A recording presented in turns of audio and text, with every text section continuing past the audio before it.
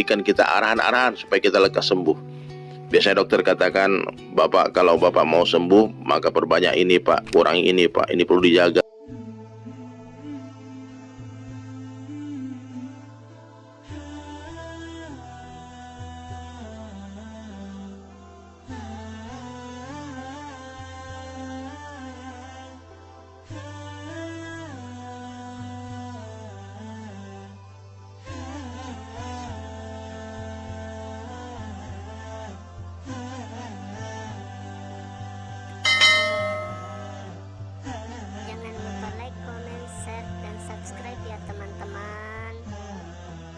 Nahmaduhu wa nusalli ala rasulihil karim, amma ba'du.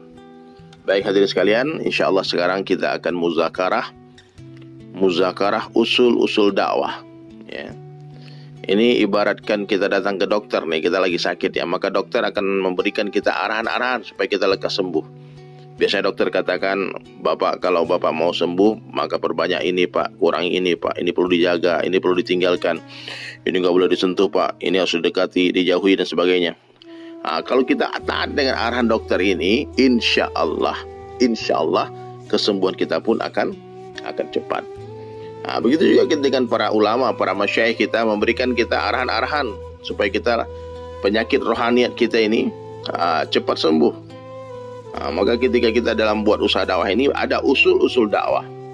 Nah, jadi ada 4 hal yang diperbanyak. Selama kita khuruj fisabilillah, selama kita keluar jalan Allah, selama kita buat dakwah ini, ada 4 hal yang harus diperbanyak. Yang pertama apa? Dakwah ilallah. Banyak-banyak bicara kebesaran Allah. Jadi selama kita berjumpa dengan siapa saja, selama kita keluar jalan Allah ini, kita ajak mereka kepada Allah. Bicara kebesaran Allah kepada mereka.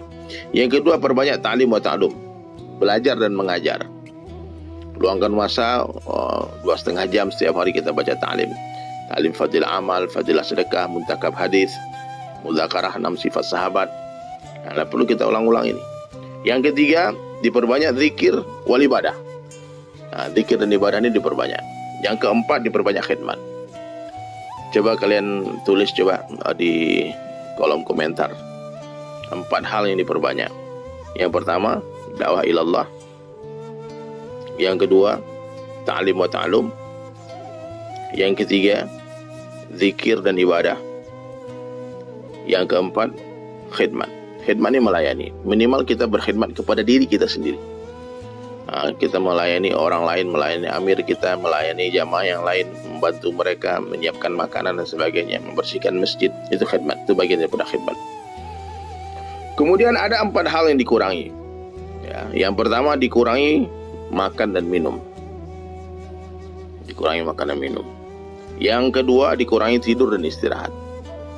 Jangan tidur aja di masjid sepanjang hari ya. Ada waktu tidurnya, ada waktu bangunnya, ada waktu istirahatnya ya. Yang ketiga, dikurangi keluar dari areal masjid. Jadi kalau nggak penting, nggak urgent, nggak usah keluar, dalam masjid saja. Nah, kita jaga iman kita, jaga pandangan kita, jaga pendengaran, lisan, pikiran kita. Nah, yang keluar masjid itu petugas-petugas khidmat ataupun ketika kita jauhlah umumnya, baru kita keluar masjid. Yang keempat, dikurangi perkataan dan perbuatan sia-sia. Nah, perkataan dan perbuatan sia-sia ini apa? Perkataan-perbuatan yang tidak ada manfaatnya. Dunia nggak ada manfaatnya, akhirat nggak ada manfaatnya, itu sia-sia. Nah, itu dikurangi ya. Ada 4 hal yang dijaga. 4 hal yang dijaga. Yang pertama, dijaga ketaatan kepada amir selama amir taat kepada Allah dan Rasulnya. Ini sebetulnya kalimatnya itu yang sering kita dengar, tapi saya pernah mendengar muzakarah lain dikatakan selama perintah amir tidak bertentangan dengan perintah Allah dan Rasulnya, jaga ketaatan. Jadi jangan sampai lihat kita nih amir nih nggak taat, nih amir nih salah, ini amir maksiat, kita nggak perlu taat. Bukan begitu. Selama perintah amir kita tidak bertentangan dengan perintah Allah dan Rasulnya, sesuai dengan perintah Allah dan Rasulnya, maka wajib kita mentaatinya. Saya pernah mendengar satu muzakarah nih, satu orang ulama yang maulana, alim, hafiz Quran. Dia khuruj fisabilillah, dia keluar jalan Allah. Kemudian amir dia orang biasa saja, amir dia bukan ulama. Subhanallah, jadi ketika amirnya ini hendak memanggil dia, memanggil maulana tadi, ulama tadi, amirnya panggil, maulana itu sedang berwudu ya, dia berwudu, dia tinggal mencuci kaki saja. Subhanallah. Jadi ketika dipanggil amir, itu dikatakan Maulana tadi mematikan air dan tidak melanjutkan mencuci kaki tadi, dan dia penuhi panggilan amir. Ditanya kenapa? Saya sedang belajar mentaati Allah, Rasul, dan ulil amri. Jadi taat itu bukan ntar dulu. Kayak dipanggil suami manggil istrinya, Dek, ntar apa, itu bukan itu. Taat itu iya, matikan, langsung jalan. Kalau lagi masak, matikan kompornya, langsung temui suami. Itu taat. Kemudian yang ketiga, yang 4 hal yang dijaga. Yang pertama dijaga ketaatan kepada amir. Yang kedua mendahulukan amalan istimaiyat daripada amalan infiradi. Kalau amalan istimaiyat ini amalan berjamaah. Debunya amalan istimaiyat ini tidak bisa ditandingi ada amalan infiradi sebesar gunung. Ini amalan istimaiyat. Termasuk salat berjamaah, ta'lim, muzakarah, ini amalan istimaiyat. Tinggalkan kalau kita lagi zikir nih, tiba-tiba ada istimaiyat, ta'lim berjamaah, kita ta'lim. Yang ketiga dijaga kehormatan masjid. Jangan gantung-gantung pakaian sembarangan, jangan aneh-aneh di masjid, jaga kehormatan masjid. Yang keempat dijaga sifat sabar dan tahan uji. Subhanallah ya. Jadi 4 hal yang diperbanyak, 4 hal yang dikurangi, 4 hal yang dijaga. Kemudian ada 4 hal yang harus ditinggalkan. Yang pertama ditinggalkan mengharap kepada makhluk. Yang kedua ditinggalkan meminta kepada makhluk. Mengharap aja nggak boleh, apalagi meminta. Yang ketiga ditinggalkan memakai barang orang lain tanpa izin, gosok. Itu nggak boleh tuh.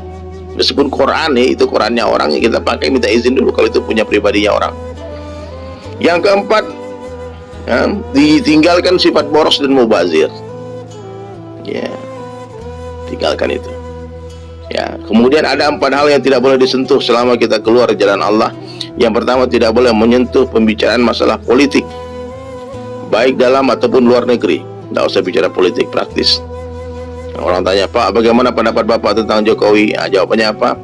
Saya berdoa semoga Pak Jokowi bahagia dunia akhirat. Semoga Pak Jokowi juga bisa khurus fisabilillah, supaya beliau bisa mengamalkan agama dengan sempurna. Begitu jawabannya. Ya, bagaimana pendapat Bapak tentang Donald Trump? Ya Allah, saya berharap Pak Donald Trump ini masuk Islam, jadi orang Islam, jadi pejuang agama, bantu agama. Begitu. Yang kedua, selama kita keluar dari jalan Allah tidak boleh menyentuh pembicaraan khilafiyah, perbedaan faham fikih, madhabnya ini, madhab itu tidak boleh dibicarakan. Selama kita keluar dari jalan Allah tidak boleh bicara khilafiyah. Yang ketiga, bicara yang baik-baik saja, tidak boleh bicara aib seseorang ataupun aib masyarakat. Yang keempat, tidak boleh berbicara status sosial atau minta-minta sumbang. Aku orang kaya ini mau nyumbang 1 M, nggak boleh. Ini jenderal ini datang, nggak boleh. Selama kita keluar dari jalan Allah, kita tidak boleh bicara derma dan pangkat. Oke? Kemudian selama kita keluar jalan Allah ada 4 hal yang didekati. Yang pertama ulama, yang kedua juru dakwah mubaligh, yang ketiga ahli zikir, yang keempat penulis kitab, para musannif. Kita dekati mereka, ambil barakah dari mereka, minta doa dari mereka.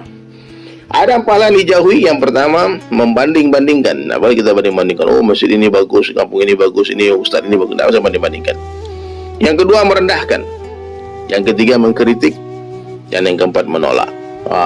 Ini kalau orang menyampaikan kita diam saja, nggak usah dibantah, nggak usah berdebat dan sebagainya. Jadi banyak lagi sebetulnya hadirin sekalian adab-adab atau usul-usul dalam dakwah ini. Kalau kita taati arahan ini, insya Allah kita semua akan menjadi kekasih Allah. 4 hal yang diperbanyak. Apa tadi yang diperbanyak? Dakwah ilallah, ta'lim wa ta'lum, zikir ibadah, dan khidmat. 4 hal yang dikurangi: makan dan minum, tidur dan istirahat, keluar dari masjid, perkataan dan perbuatan sia-sia. 4 hal yang dijaga, ini perlu diulang-ulang ini ya, perlu dihafal. Taat kepada amir, mendahulukan amal istimaiyat daripada amalan infiradi, menjaga kehormatan masjid, menjaga sifat sabar dan tahan uji. Yang keempat, ada 4 hal yang ditinggalkan: mengharap kepada makhluk, meminta kepada makhluk, memakai barang lain tanpa izin, ditinggalkan sifat boros dan mubazir. Lalu ada 4 hal yang tidak boleh disentuh. Nggak boleh bicara politik praktis.